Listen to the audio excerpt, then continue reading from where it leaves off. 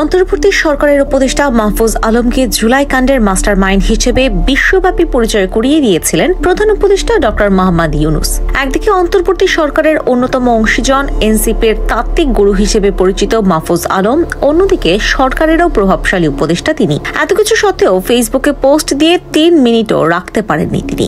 ছাত্র শিবিরের চাপে পোস্টটি মুছে ফেলতে বাধ্য হন। তবে পোস্ট মুছে ফেললেও বেশ বিপাকে পড়েছেন তিনি।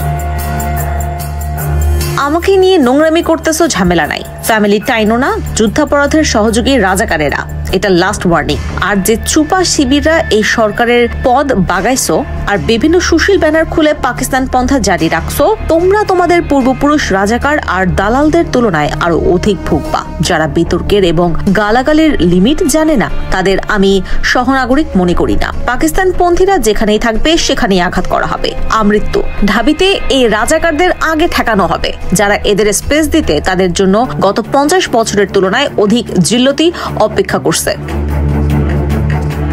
রাজাকারদের বিরুদ্ধে 3 মিনিটের তোপ দাগিয়ে সামাজিকভাবে হেনস্থার শিকার হয়েছেন মাহফুজ তামিরুল মিল্লাতের সাবেক ছাত্র হওয়ায় সেখানে ছাত্র শিবিরের উদ্যোগে একটি গরু কোরবানি দেওয়া হয়েছে। আর এই গরুর নাম মাহফুজ আলম দিয়ে বেশ তামাশা করেছে ছাত্র শিবির। ছাত্র জীবনে শিবির নিয়ন্ত্রিত ফোকাস কোচিং সেন্টারে বিশ্ববিদ্যালয়ে ভর্তি কোচিং করেছিলেন মাহফুজ। ঢাকা বিশ্ববিদ্যালয়ের আইন বিভাগে ভর্তি হবার সুযোগ পাওয়ায় কোচিং এর তরফ থেকে একটি ল্যাপটপ উপহার পেয়েছিলেন তিনি। সেই পুরনো ছবি ব্যবহার করে মাহফুজকে অনলাইনে হেয় প্রতিপন্ন করছে জামায়াতে ইসলামের ছাত্র সংগঠন ইসলামী ছাত্র শিবির। পাশাপাশি শিবির নিয়ন্ত্রিত ফেসবুক পেজ ও গ্রুপগুলো থেকে মাহফুজকে পদত্যাগ করার জন্য জনরোষ সৃষ্টির চেষ্টা করা হচ্ছে।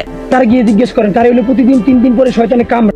মাহফুজের জুলাই কাণ্ডের সতীর্থ ইনকিলাব মঞ্চের শরীফ ওসমান হাদি সংবাদ সম্মেলনে বলেছেন, মাহফুজরে শয়তান লাড়ে, পালনবাদী মাহফুজের পেটে গুড়া কৃমি আছে।